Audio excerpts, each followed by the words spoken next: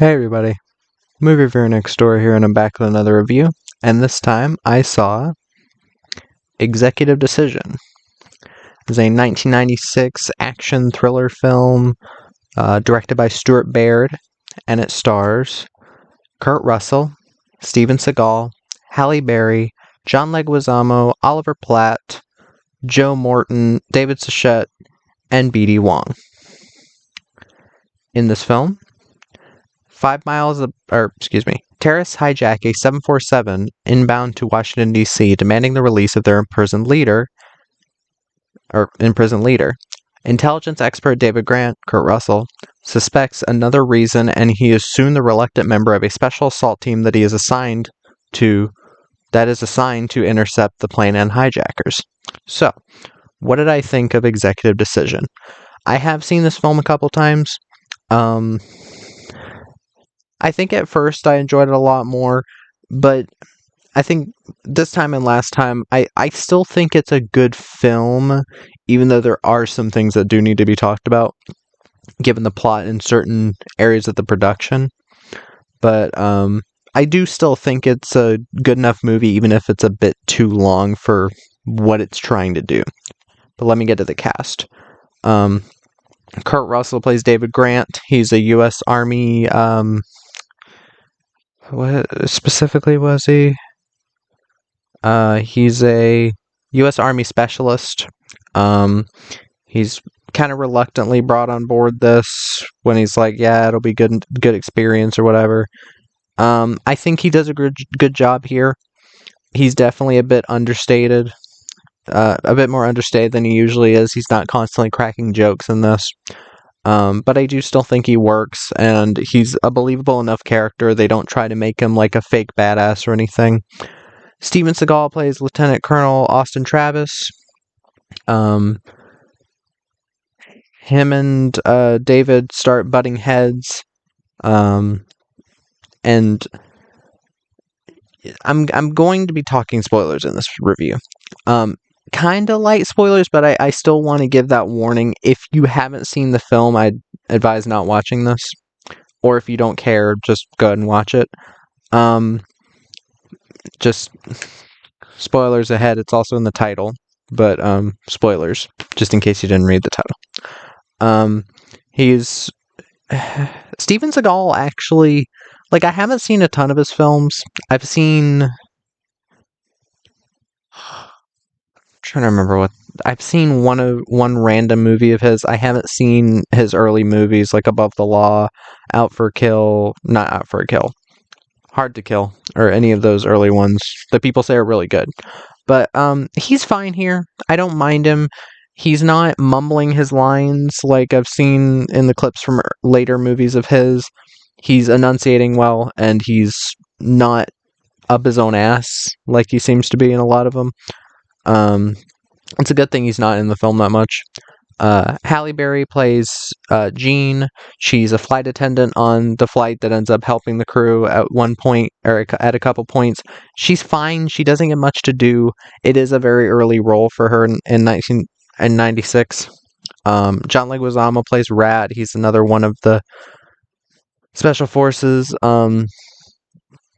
He's the only one of them that we really get to learn anything about, but this is mainly a Kurt Russell movie. He's fine. Oliver Platt plays Cahill. He's an analyst of some sort that knows how this, like, connecting the stealth fighter jet to the plane thing works. He's fine. Joe Morton, B.D. Wong, they're both fine. And David Suchet as Nagi Hassan is the villain. While we don't learn a ton about him, I do still think he plays it decent enough, and he does come off as actually threatening in a few scenes without going completely over the top, which I tend to like it when movies subvert the whole, like, over-the-top terrorists taking over an aircraft thing. But, yeah, this is a film... In order to talk about one of my biggest issues with how the story unfolds in this film, I do need to spoil it. I'm not going to spoil, like, everything that happens, but in talking about this, it is a very pivotal point in the finale of the film. But this film, I know a lot of people seem to like it. It's got a pretty decent score on IMDb. Um, and on Letterboxd, it's got a 3.1. I do know there are people that challenge it, and I'm like, fine, whatever. I don't care. Um, it's cool. It's cool that you think differently. I have no issue with that. This film. One thing I will get off right off the bat, it does not need to be 132 minutes. It does not need to be 2 hours and 12 minutes long. It could easily have 15 or 20 minutes shaved off of it. There are multiple scenes that go on a bit too long, especially dialogue scenes in the first 40 minutes of the film. It takes a good 40 minutes to get to the main hijacking that happens in this film. And when you're doing a hijacking thriller like this, I think the best thing you can do is get to the hijacking as fast as possible. Like, if it was like 20 minutes until the hijacking, I'd be like, whatever. Because I know you have to set up Steven Seagal's character as well. And that's fine. But, like, it gets to the point where it's like, get on with it, get on the fucking plane already. And yeah, you could easily have shaved 20 minutes off of the runtime of this and it would have flowed a lot better. It's not that I hate when movies are over 2 hours long, it's that most movies that are over 2 hours long to me, like an hour and a half worth of story, artificially extended, so that people are like, whoa, it's a long running time, it must be very complex, when most of those movies aren't. Excuse me. Bless me. But yeah, easily an issue with this film is pacing. I can understand anybody saying that this film feels like it goes on too long or the finale is a bit stretched out. The finale starts kinda like they start setting up the finale like 40 or 50 minutes from the end of the movie. And I will admit I was just like, come on, get it over with. Like, some of these scenes are taking a bit too long. I'm not specifically saying the tension scenes. Most of the tension scenes work very, very well. And I think without characters being stupid for the most part, it works. That's the whole point of this movie, is to be like set up to the end in a way similar to Toy Soldiers, which I just talked about, where you have a bunch of things being set up so that by the end everything can go to plan, this domino effect, and the domino effect can go through and then save the day. That's kind of what's happening at the end of this film. And while I won't say it's nearly as satisfying as the end of Toy Soldiers, I do still think it works quite well. I think that I think that everything they're trying to do works for the most part. There are still issues though. This is the big spoiler. There is a character on the plane that has basically a Palm Pilot or some type of PDA that is attached to the bomb. There's a bomb in the cargo hold of the plane. This is a big plot point. They show it a couple times. They show the same guy having it. And then by the end, they're like, oh, wait, this guy has it. And when they try to take it, there's been no setup to this, by the way. Excuse me. I'm sorry about that. I know that's a horrible noise. But once they get to Kurt Russell's character being like, okay, we've got to take this guy out. He's got the detonator. We've got to take it from him so he doesn't make the bomb go off.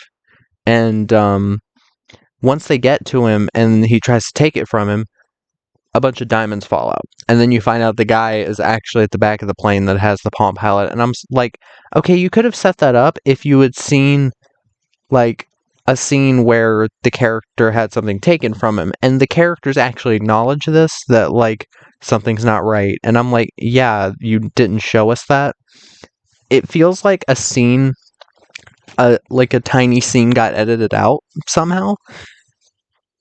And if it was an issue with writing or with the screenplay where they just straight up did not show it to you so that it would be a twist, then I'm sorry, that's shitty writing.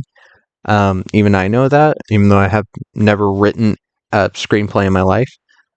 But I've always had an issue with that. I've always thought that was a very weird thing to do, where you just don't give the audience enough information and then you try to treat it as if it's a twist or if it's as if it's shocking. I've always had an issue with that bit of the film.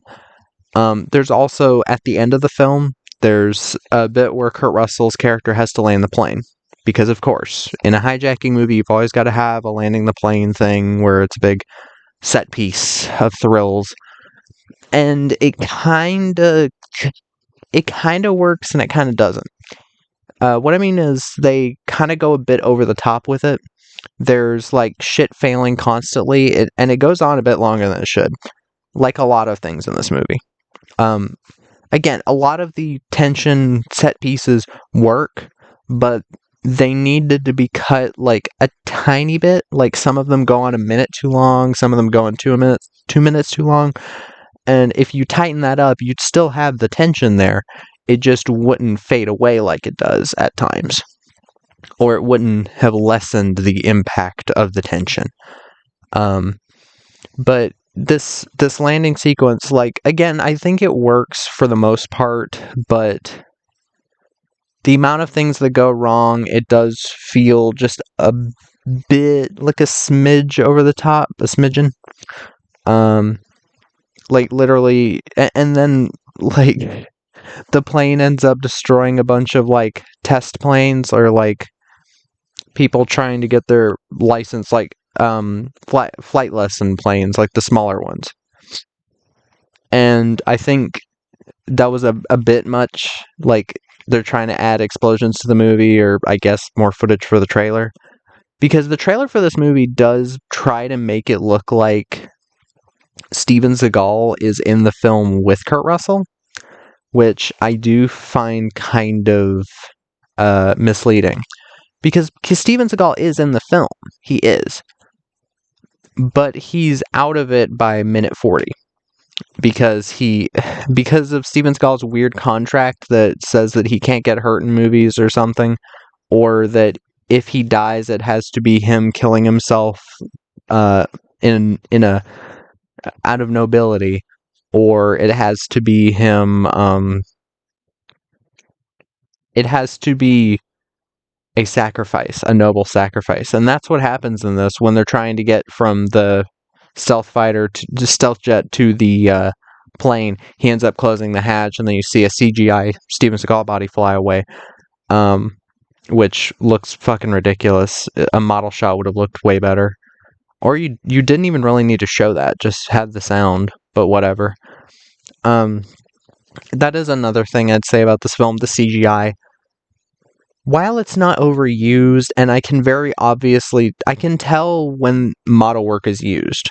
I think this came out the same year as Air Force One. It came out a year before Air Force One. Like, at least they didn't try to do the entire plane in CGI like Air Force One did, especially at the ending, which is the worst part of Air Force One, is the ending where the plane crashes into the water. Because you really shouldn't have done that in 97. That's pushing CGI way too far. Especially back then. But with this film, for the most part, there's a lot of really impressive model work. There are times where it is a bit... It does kind of show its hand at the end when the plane runs over a bunch of the, like, tester planes. I don't exactly know what you call them. The ones that people learn to fly... like small aircraft with. They're smaller aircraft.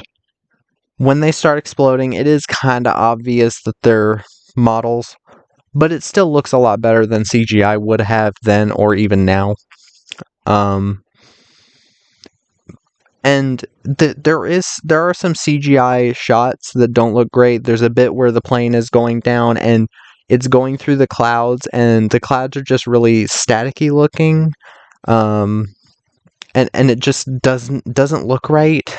There's a couple shots like that just aren't that great.